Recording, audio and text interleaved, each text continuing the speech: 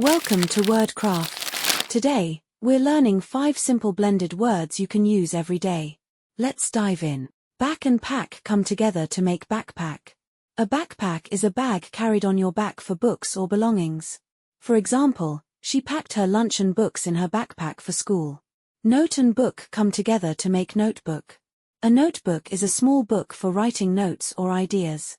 For example, she wrote her class notes in her notebook to study later. Mail and box come together to make mailbox. A mailbox is a box outside where you receive mail. For example, the mailman left a package in our mailbox this morning. Sun and glasses come together to make sunglasses. Sunglasses are glasses that protect your eyes from sunlight. For example, she put on her sunglasses to protect her eyes from the bright sun. Basket and ball come together to make basketball.